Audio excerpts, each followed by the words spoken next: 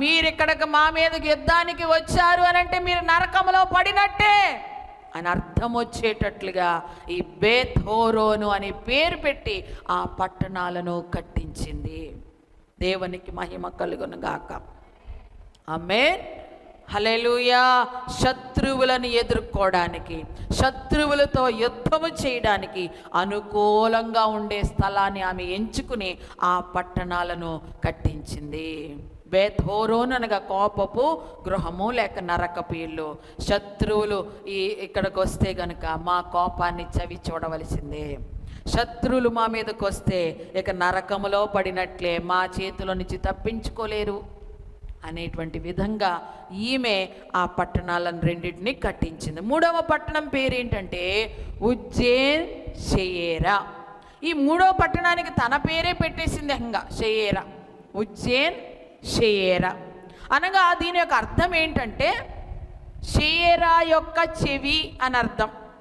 ఉజ్జేన్ షెయేరా అంటే అర్థం ఏంటంటే షెయేరా యొక్క చెవి లేక షెయేరా విన్న స్థలము. దేవునికి మహిమ కలుగునగాక.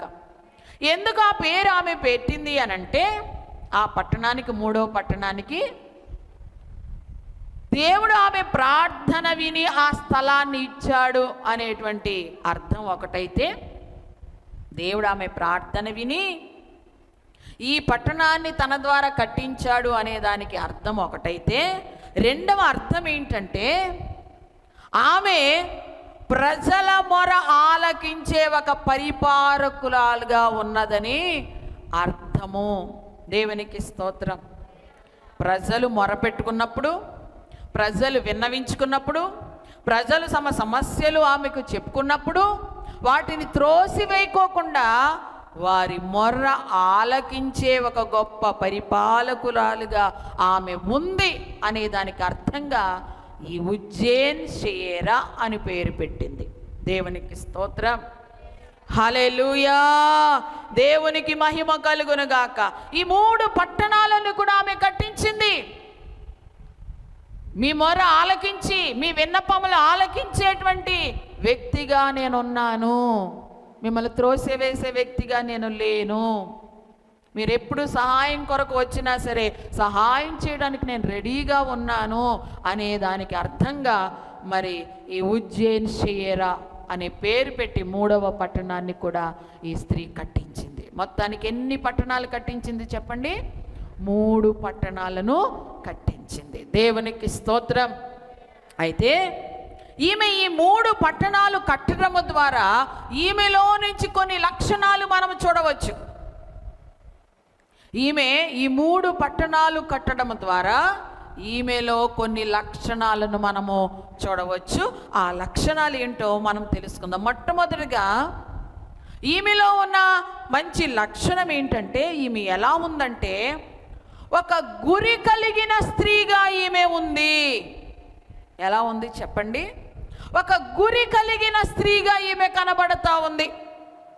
ఆ గురి ఏంటంటే, శత్రువులు నా ప్రజలను బాధించడానికి వీల్లేదు, వారిని రక్షించడానికి నేను ఏదైనా చెయ్యాలి, లేక వారి రక్షణ కోసం నేను ఏదైనా కట్టాలి, నేను ఏదైనా సహాయం ఏర్పాటు చేయాలి అనేటువంటి ఒక గురి. నా ప్రజల రక్షణ కోసము, నా ప్రజల క్షేమము కోసము పట్టణాలను కట్టించాలి అనేటువంటి ఒక గురి ఆమె కలిగి ఉన్నట్లుగా మొట్టమొదటిగా మనం చూస్తాం. గురి లేకపోతే ఏమీ చేయలేం. హల్లెలూయా. ఎవరికైనా సరే ఏముండాలో తెలుసా?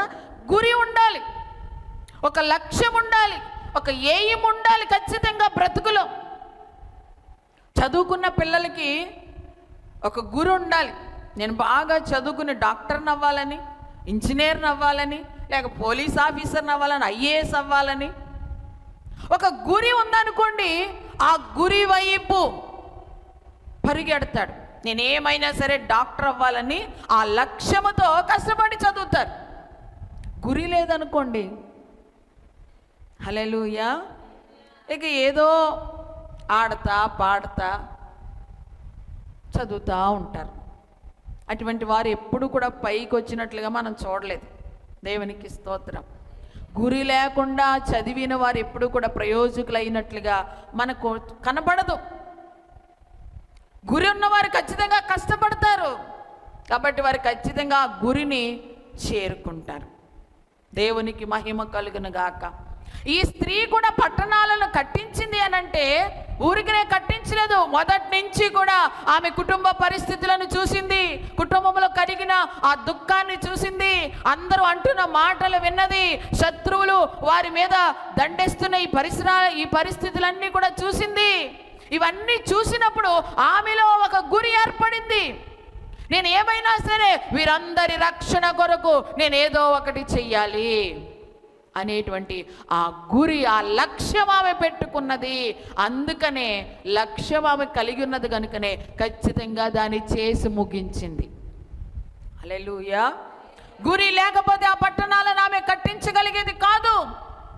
ఆ లక్ష్యముతోటి ఆమె బ్రతికింది కాబట్టి తన బ్రతుకులో ఆ లక్ష్యాన్ని సాధించే తన బ్రతుకును ముగించింది. దేవునికి మహిమ కలుగునుగాక. అయితే ఈరోజు దేవుని వాక్యం వింటున్న స్త్రీలమైన మనకు నీ జీవితంలో ఏదైనా గురి కలిగి ఉన్నావా? దేవునికి స్తోత్రం. పిల్లల గురించి చెప్పాను, వాళ్ళ చదువులో గురి కలిగి ఉంటే ఖచ్చితంగా వాళ్ళు రీచ్ అవుతారని. అయితే ఆల్రెడీ మనం ఒక కుటుంబ వ్యవస్థలోకి అడుగు పెట్టేశాం. ఒక కుటుంబంలో మనం ఉన్నాం, కుటుంబ యజమానురాలుగా నీవు ఉన్నావు. కాబట్టి ఇప్పుడు నీ గురి ఏంటి? ఏదైనా గురి, ఏదైనా లక్ష్యము నువ్వు కలిగి ఉన్నావా? హల్లెలూయా. దేవునికి మహిమ కలుగునుగాక.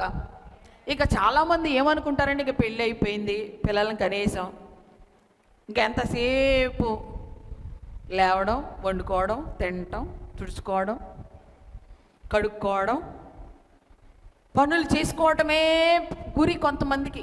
ఇంకా వేరే వ్యాపకం ఏమి ఉండదు, ఇక వేరే ఆలోచన ఏమి ఉండదు. ఇంకా ఎంతసేపు పొద్దున్నే లేద్దామా, సాయంకాలం కల్లా ఈ పని ముగించేసుకోవాలి, రేపు ఆ పని చేసేద్దాం, రేపు ఈ పని చేసేద్దాం, రేపు అది చేద్దాం, ఇది చేద్దామని పనికి సంబంధించినటువంటి వాటి మీదే గురి పెట్టుకుని ఇంకెంతసేపు అదే బ్రతుకున్నట్టుగా బ్రతుకుతున్నారు స్త్రీలు.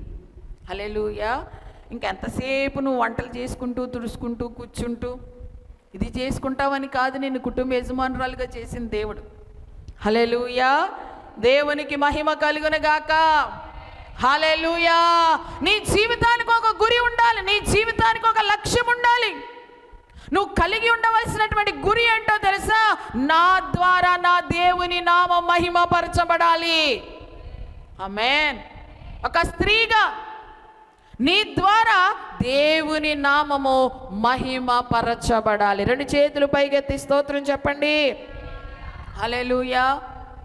నువ్వు ఆ విధమైన గురి కలిగి ఉన్నప్పుడు ఖచ్చితంగా ఆ విధంగానే నువ్వు జీవిస్తావు. నా ద్వారా ఎప్పుడు దేవుని నామం అవమానపరచబడకూడదు, నా దేవుని నామము దూషించబడకూడదు, నా వలన నా దేవుని నామం నా ద్వారా మహిమపరచబడాలి అనే ఒక గురి నీలో ఉందనుకోండి, ఖచ్చితంగా దాని ప్రకారంగా నువ్వు జీవిస్తావు, దాని ప్రకారంగా నీ కుటుంబ జీవితాన్ని నువ్వు కట్టుకుంటావు. హల్లెలూయా. కాబట్టి మొట్టమొదటిగా మీకు ఉండవలసిన గురి ఏంటో తెలుసా? నా ద్వారా దేవుని నామము మహిమపరచబడాలి అనే గురి కలిగి ఉండాలి ఖచ్చితంగా. రెండవదిగా నీ పిల్లలకు నీ ఒక ఆదర్శవంతమైన తల్లిగా ఉండాలనే గురి కలిగి ఉండాలి. హల్లెలూయా. దేవునికి స్తోత్రం. ఏం కలిగి ఉండాలి చెప్పండి? మీ పిల్లలకు మీరే ఆదర్శం. తల్లి ఎలా ఉంటుందో పిల్ల అలాగే ఉంటుంది అంటారు. హల్లెలూయా. తల్లిని బట్టి పిల్ల కదా. హల్లెలూయా. ఆవు చేలో మేస్తే పిల్ల గట్టునేమి మేయదు కదా, అది కూడా ఆవుతో పాటు చేలోకే దిగుతుంది. కాబట్టి నేను నా ఇష్టానుసారంగా ఉంటాను, నా పిల్లలు మాత్రం బాగుండాలంటే మాత్రం జరగదు. మీ పిల్లలకు మీరే ఆదర్శం, మీ పిల్లలకు మీరే మాదిరి. కాబట్టి నువ్వు కోరుకోవాలి, నా పిల్లలకు నేను ఒక ఆదర్శవంతమైన తల్లిగా ఉండాలి. హల్లెలూయా. దేవునికి మహిమ కలుగునగాక. బైబిల్లో యొకోబేదును మనం చూస్తున్నాం కదా. యొకోబేదు ఏం చేసింది? తనకు 3 పిల్లలు. ఎవరు చెప్పండి? యొకోబేదు పిల్లలు ఎవరు? 3. ఎవరు చెప్తే వాళ్ళకి చప్పట్లు. దేవునికి స్తోత్రం. హల్లెలూయా. అసలు యొకోబేదు ఎవరు? అబ్బా 50 మంది స్త్రీల గురించి చెప్పానని చెప్పారు మొన్న వారం. మరి అందులో యొకోబేదు కూడా ఉంది. ఎవరు ఆవిడ? Praise the lord. హల్లెలూయా. ఎవరు చెప్పరని నాకు అర్థమైంది, నేనే చెప్పుకుంటాను. యొకోబేదు అహరోను, చెప్పండి, మోషే మిర్యాముల యొక్క తల్లి. అహరోను, మోషే మిర్యాముల యొక్క తల్లి యొకోబేదు. 3 పిల్లల్ని కూడా గొప్ప సేవకులుగా చేసింది. 3 కూడా గొప్ప ప్రయోజకులు అయ్యారు. కొత్త నిబంధనలో యునీకే అనే స్త్రీ గురించి కూడా మీకు చెప్పాను. పోనీ ఈమె ఎవరో చెప్పగలరా? యునీకే. దేవునికి స్తోత్రం. హల్లెలూయా. ఎవరు తల్లి ఈమె? తిమోతి గారి యొక్క తల్లి. ఈ యునీకే కూడా ఏం చేసింది? తన కుమారుణ్ణి దైవ భక్తిలో పెంచి ఒక గొప్ప ప్రయోజకుణ్ణి చేసింది కదా.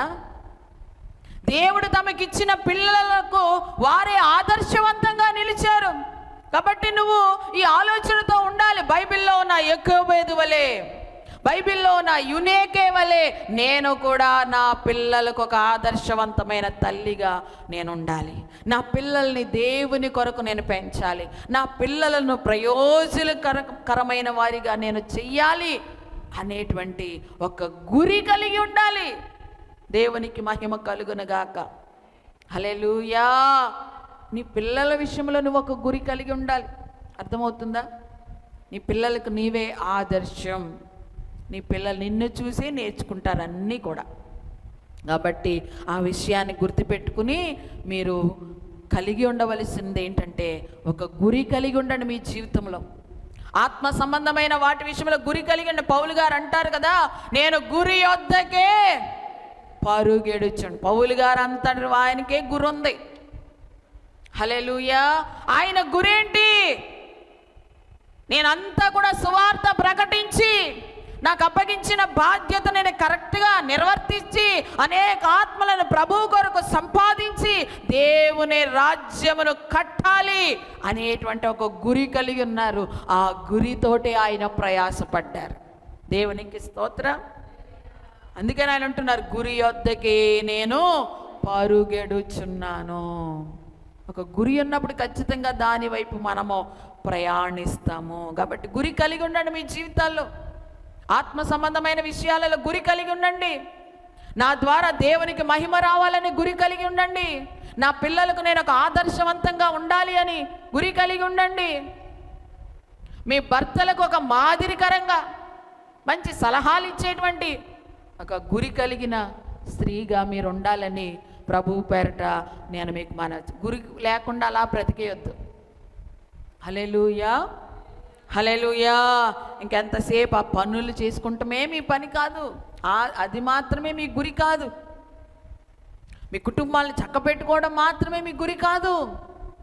అందుకు మాత్రమే మిమ్మల్ని కుటుంబ యజమానులుగా దేవుడు చేయలేదు. ఆత్మ సంబంధమైన విషయాలలో కూడా మీరు ఒక ప్రత్యేకమైన గురి కలిగి వాటి విషయమును సంపాదించుట కొరకు మీరు అడుగులు ముందుకు వేయాలని కూడా ప్రభువు ఈరోజు మనకి నేర్పిస్తున్నాడు. దేవునికి స్తోత్రం. ఈమె ఏమి కలిగి ఉందంటే గురి కలిగిన స్త్రీగా ఉంది. రెండవదిగా ఈమెలో మనం చూస్తే గురి కలిగి ఉంటే సరిపోదు కదా. ఆ గురి చేరుకోవాలంటే ఖచ్చితంగా నమ్మకం ఉండాలి, విశ్వాసం ఉండాలి. హల్లెలూయా.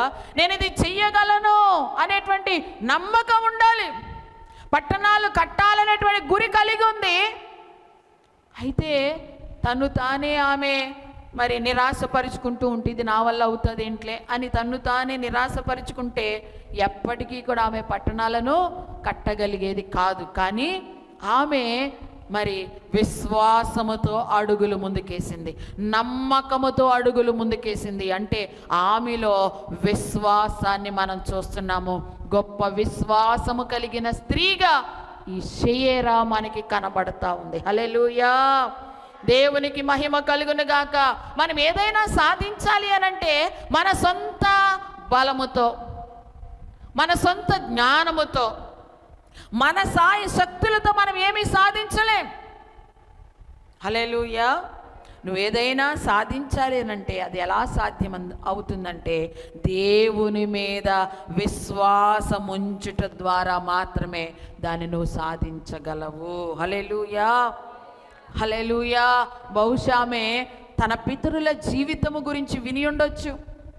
పితరుల జీవితాల్లో దేవుడు చేసిన అద్భుతాలు, ఆశ్చర్య కార్యాలను గురించి ఆమె విని ఉండొచ్చు. వారు ముత్తాత అయినటువంటి యోసేపు గురించి విని ఉండొచ్చు. కాన్ఫిడెన్స్ ఉండకూడదు. మన కాన్ఫిడెన్స్ అంతా, మన నమ్మకం అంతా ఎవరి మీద ఉండాలంటే నన్ను బలపరుచువాని యందు నేను సమస్తము చేయగలననేటువంటి నమ్మకం మన మీదకు. మనల్ని బలపరిచేది ఆయన, మనల్ని నడిపించేది ఆయన, మనల్ని నిలబెట్టేది ఆయన. కాబట్టి ఆయన యందు విశ్వాసం ఉంచి మీరు ముందుకు కొనసాగాలని నేను తెలియజేస్తాను. సామెతలు 3:5 ఉంటుంది, నీ స్వబుద్ధిని ఆధారం చేసుకోవద్దు. సామెతలు 3:5 ఉంటుంది, నీ స్వబుద్ధిని ఆధారము చేసుకొనక పూర్ణ హృదయముతో యెహోవా యందు నమ్మకముంచు. నీ స్వబుద్ధిని ఎప్పుడు ఆధారం చేసుకోవద్దు, నీ జ్ఞానాన్ని ఎప్పుడు నువ్వు ఆధారం చేసుకోవద్దు. కానీ పూర్ణ హృదయముతో దేవుని మీద నమ్మకం ఉంచు. దేవుడు నీ ద్వారా అద్భుతాలు చేయిస్తాడు, నీ కుటుంబంలో అద్భుతాలు చేస్తాడు. కాబట్టి నేను చెప్తున్న మాట ఏంటో తెలుసా? దేవుని యందు విశ్వాసము కలిగి జీవించండి. తర్వాత మనం చూస్తే ఈ స్త్రీ జీవితంలో ఈమె ఎలా కనబడుతుందంటే జ్ఞానము కలిగిన స్త్రీగా ఈమె కనబడతా ఉంది. ఎలా కనబడుతుంది? జ్ఞానము కలిగినటువంటి స్త్రీ. ఏమీ లేని చోట్ల పట్టణాలను కట్టించేసింది ఈమె. హల్లెలూయా. పట్టణం కట్టాలంటే ఎంత జ్ఞానం ఉండాలి, ఎంత నైపుణ్యత ఉండాలి, ఎంత తెలివి ఉండాలి, ఎంత ఆలోచన ఉండాలి. హల్లెలూయా. ముందుగానే అన్నీ చూసుకోవాలి కదా, ఎక్కడ కట్టాలి, ఎలా కట్టాలి. హల్లెలూయా. దేవునికి మహిమ కలుగునుగాక. ఆమేన్. మరి ఇక్కడ కడితే ఏమైనా ఆటంకాలు వస్తాయా? ఇక్కడ కడితే ఈ పట్టణం నిలుస్తుందా లేదా అని అన్ని పరిశీలన చేసుకోవాలి కదా. పట్టణం కట్టడం అంటే దానికి ఎంతో జ్ఞానం అవసరం. మరి ఈమె పట్టణాలను కట్టించింది కాబట్టి ఈమెను జ్ఞానము కలిగిన స్త్రీగా మనము చెప్పవచ్చు. దేవునికి స్తోత్రం. అయితే ఆమెకి జ్ఞానం ఎలా వచ్చి ఉంటుంది? పట్టణాలను కట్టగలిగినంత జ్ఞానం ఆమెకి ఎలా వచ్చింది? ఒక సాధారణమైనటువంటి స్త్రీకి అంత జ్ఞానం ఎలా వచ్చింది అనంటే దేవుని వాక్యం చెప్తుంది కదా, యెహోవా యందు భయభక్తులు కలిగి ఉండుటే జ్ఞానమునకు మూలం. ఖచ్చితంగా ఈమె దేవుని యందు విశ్వాసం ఉంచింది. ఆ దేవుని యందు భయభక్తులు కలిగి ఉంది కాబట్టి దేవుని యొద్ద నుండి జ్ఞానము పొందుకుంది. ఆ జ్ఞానముతోటే ఈ పట్టణాలను ఆమె కట్టించగలిగింది. 2 చేతులు పైకెత్తి స్తోత్రాలు చెల్లిద్దాం. హల్లెలూయా, హల్లెలూయా. బైబిల్ గ్రంథంలో 2 రకాలైన జ్ఞానాల గురించి వ్రాయబడింది. ఒకటి భూ సంబంధమైన జ్ఞానము, రెండవది పై నుండి వచ్చే జ్ఞానం. భూ సంబంధమైన జ్ఞానము ఎలా వస్తుంది అనంటే చదువుకోవడం వలన వస్తుంది. దైవికమైన జ్ఞానం పొందుకున్న స్త్రీ తన కుటుంబాన్ని కట్టుకోగలదు. 2 చేతులు పైకెత్తి స్తోత్రాలు చెప్తారా? హల్లెలూయా, హల్లెలూయా.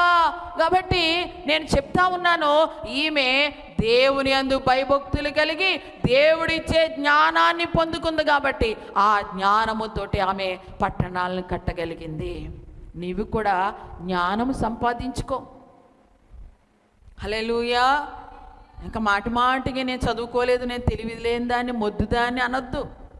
నువ్వు చదువుకోకపోయినా, తెలివి లేకపోయినా, మొద్దుదానివే అయినా దేవుని యందు భయభక్తులు కలిగి ఉంటే దేవుడిస్తాడు నీకు జ్ఞానం, దేవుడిస్తాడు నీకు తెలివి, దేవుడిస్తాడు నీకు ఆలోచన. హల్లెలూయా, దేవునికి మహిమ కలుగునుగాక. చెప్పాను కదా, ఇంకా అస్తమానం ఇంకా ప్రతిదానికి మనమే తక్కువ చేసేసుకుంటాం. నాకు ఏమీ రాదు, మొద్దుదాన్ని, పాపిష్టిదాన్ని. హల్లెలూయా, దేవునికి మహిమ కలుగునుగాక. అవును, నువ్వు మొద్దుదానివే, అవును నువ్వు చదువుకోలేదు, అవును ఒకప్పుడు నువ్వు పాపంలో బ్రతికిన దానివే, కానీ దేవుని జ్ఞానం పొందుకోవడానికి అవేమీ అర్హతలు కాదు. హల్లెలూయా, చదువుకున్న వారికే దేవుడు జ్ఞానం ఇవ్వడు. చాలా పవిత్రంగా బ్రతికిన వారికి మాత్రమే కాదు, ఆయన ఆశ్రయించిన ప్రతి ఒక్కరికి కూడా, ఆయన యందు భయభక్తులు కలిగిన ప్రతి ఒక్కరికి కూడా దేవుడు ఏమిస్తాడంటే జ్ఞానం ఇస్తాడు. కాబట్టి ఆ జ్ఞానం పొందుకు, ఆ జ్ఞానం కావాలని దేవుణ్ణి అడుగు. యాకోబు పత్రికలు అంటారు, మీలో ఎవరికైనా జ్ఞానము కొదువుగా ఉన్న ఎడల అతడు నన్ను అడగాలి అన్నాడు. అడగండి దేవుణ్ణి. లోక జ్ఞానం ఎలాగో లేదు, దైవిక జ్ఞానమైనా సంపాదించుకోండి. లోక జ్ఞానం మన పరలోకానికి తీసుకెళ్ళదు, కానీ దైవ జ్ఞానం మనల్ని పరలోకానికి తీసుకెళ్తుంది. హల్లెలూయా, హల్లెలూయా. రెండు చేతులు పైకెత్తి స్తోత్రాలు చెప్దామా? కాబట్టి మనం ఈ స్త్రీలో నుంచి నేర్చుకుంటున్న మూడో విషయం ఏంటంటే, మనం జ్ఞానం సంపాదించుకోవాలి. దైవికమైన జ్ఞానం కలిగిన స్త్రీలుగా మనం ఉండాలి. తర్వాత నాలుగవదిగా, ఈమె పట్టణాలను కట్టించిందంటే గురి కలిగి ఉంది మొదటిగా, రెండవది దేవుని యందు విశ్వాసం ఉంచింది, మూడవదేమో జ్ఞానం కలిగిన స్త్రీగా ఉంది, నాలుగవదిగా కష్టించే స్త్రీగా కూడా ఈమె కనబడుతుంది. బహుగా కష్టపడి పనిచేసే స్త్రీగా ఈమె కనబడుతుంది. పట్టణాలను కట్టించడం అంటే కష్టపడాలా వద్దా? హల్లెలూయా, ఖచ్చితంగా ఈమె కష్టపడిన స్త్రీగా మనకి కనబడుతూ ఉంది. దేవునికి మహిమ కలుగునుగాక. ఆ రోజులో మనుషులు సహకారం ఉందో లేదో, మరి ఆర్థిక సహకారం ఆమెకు ఉందో లేదో, ఏమైనా విషయాలు కొదువుగా ఉన్నాయో ఏంటో, అయితే ఒక స్త్రీగా ఆమె పట్టణాలను కట్టే విషయంలో ఎంత కష్టాలను ఎదుర్కొని ఉండొచ్చో మనం ఆలోచించవచ్చు. దేవునికి స్తోత్రం. పురుషులు కట్టడం వేరు, స్త్రీలు కట్టడం వేరు కదా. కొన్ని పనులు పురుషులు చాలా ఈజీగా చేయగలరు, స్త్రీలు చేయడం చాలా కష్టం కొన్ని పనులు. హల్లెలూయా, హల్లెలూయా. అటువంటిదే ఈ పని కూడా. పట్టణాలను కట్టడం అనేది కూడా స్త్రీలకు ఇది అంత సులువైన విషయమేమీ కాదు. కానీ ఈమె కట్టింది అనంటే ఖచ్చితంగా దానికి తగ్గట్టుగా ఈమె చాలా కష్టించి పని చేసి ఉంది. హల్లెలూయా, దేవునికి మహిమ కలుగునుగాక. హల్లెలూయా. కష్టపడకోకుండా ఏది కూడా రాదు, కష్టపడకుండా ఏది రాదు. కూర్చుని 24 గంటలు మంచం మీద ఉండి 2 అంతస్తుల బిల్డింగ్ కట్టుకోవాలంటే అవుతుందా? దేవునికి స్తోత్రం. 24 గంటలు మంచం మీద ఉండి నేను కార్ల మీద తిరగాలి అని కలలు కంటూ ఉంటుంటే అవుతుందా? దేవునికి స్తోత్రం. హల్లెలూయా. దాన్ని సాధించాలి అని అంటే ఖచ్చితంగా ఏం చేయాలి? కష్టపడాలి కదా, పని చెయ్యాలి కదా. కష్టపడితేనే నువ్వు అనుకున్నది చేయగలవు. నువ్వు అనుకున్నట్టుగా ఇల్లు కట్టుకోగలవు, నువ్వు అనుకున్నట్టుగా కారు కొనుక్కోగలవు, నువ్వు అనుకున్నట్టుగా ఏదైనా చేయగలవు. కోరికలేమో ఎక్కడో ఉంటాయి, కానీ మంచాలు మాత్రం దేవునికి స్తోత్రం. హల్లెలూయా. దేవునికి మహిమ కలుగునుగాక. సోమరులాగా ఉంటూ, స్త్రీలకు అస్సలే సోమరితనం ఉండకూడదు, సోమరిగా ఉండకూడదు స్త్రీలు. హెబ్రీ స్త్రీలంట చురుకైన వారు అని చెప్తా ఉంది వాక్యం. చురుకుగా ఉండాలి స్త్రీలు, యాక్టివ్గా ఉండాలి, కష్టపడి పని చేయాలి, ఇంటిని చక్కబరుచుకోవాలి. హల్లెలూయా. దేవునికి మహిమ కలుగునుగాక. నువ్వు కష్టపడి కష్టపడే తత్వం నీలో చూసినప్పుడు దేవుడు ఖచ్చితంగా నిన్ను హెచ్చిస్తాడు. హల్లెలూయా. దేవుడు ఎప్పుడు కూడా సేవకు పిలిచినప్పుడు కూడా కష్టపడే వారినే పిలిచాడు. చూడండి, పని చేస్తున్న వారినే పిలిచాడు. దేవునికి స్తోత్రం. ఎలీషా గారంట ఏం చేస్తున్నారంట? పొలం దున్నుకుంటున్నారంట. ఆయనకి చాలా పొలం ఉంది, చాలా ఆస్తిపరుడు, ధనవంతుడు. అయినా సరే ఏం చేస్తున్నాడు? తన పొలాన్ని తానే దున్నుకుంటున్నాడు. కష్టపడి పని చేసేవారిని దేవుడు పిలుచుకుంటాడు, ఎన్నుకుంటాడు. దేవునికి మహిమ కలుగునుగాక. ఇలా బైబిల్లో చాలామంది ఉన్నారు. అయితే మనం ఆశీర్వదించబడాలి అనంటే సోమరితనంతో ఉంటే ఎప్పటికీ అది అవ్వదు, కానీ కష్టపడే వారంగా మనము ఉండాలి. దేవునికి మహిమ కలుగునుగాక. శ్రద్ధ గలవారు ఐశ్వర్యవంతులు అవుతారని వాక్యం సెలవిస్తుంది సామెతల్లో. శ్రద్ధ గలవాడు ఏమవుతాడంట? శ్రద్ధగా పని చేసుకోవాలి, కష్టపడి పని చేయాలి. పని చేసింది కూడా నేను పని చేసి సంపాదించాను కదా అని చెప్పి అనవసరమైన ఖర్చులు చేసినా దీవించబడలేం కదా, మన ఆస్తి ఎక్కువ అవ్వదు కదా. హల్లెలూయా. కాబట్టి మన స్తోమతకు తగ్గట్టుగా మన అవసరాలు తీర్చుకుంటూ సంపాదించిన దాంట్లోనే కొంచెం మనం సేవ్ చేయగలుగుతూ ఉంటే అప్పుడు మనం ఏదైనా కొంచెము ఆర్థికంగా అభివృద్ధి పొందగలం. దేవునికి మహిమ కలుగునుగాక. 2 చేతులు పైకెత్తి స్తోత్రాలు చెప్దామా? అందుకనే నేను చెప్తున్న 4వదిగా ఈమె కష్టపడి పనిచేసింది కాబట్టే ఆ పట్టణాలను కట్టగలిగింది. అంతే. నేను చెప్తున్నాను, మనలో కూడా ఏ స్వభావం ఉండాలంటే కష్టపడి పనిచేసే స్వభావము, కష్టపడి పనిచేసే వారంగా మనం స్త్రీలు ఉండాలని తెలియచేస్తున్నాను. ఈమెలో 4 లక్షణాలు చెప్పాను కదా. పట్టణాలను కట్టించింది, 3 పట్టణాలను కట్టిందంటే ఈమెలో ఆ పట్టణాలను కట్టడాన్ని బట్టి 4 లక్షణాలు. ఒకటి ఏంటంటే గురి కలిగిన స్త్రీగా ఉంది, దేవుని యందు విశ్వాసం ఉంచింది, తర్వాత జ్ఞానము కలిగిన స్త్రీగా ఉంది, కష్టపడి పనిచేసే స్త్రీగా ఉంది. కాబట్టి 3 పట్టణాలను కట్టించింది. అయితే ఆమె పట్టణాలను కట్టించింది కదా, ఇప్పుడు మేము కూడా కట్టాలంటారేమో. హల్లెలూయా, హల్లెలూయా.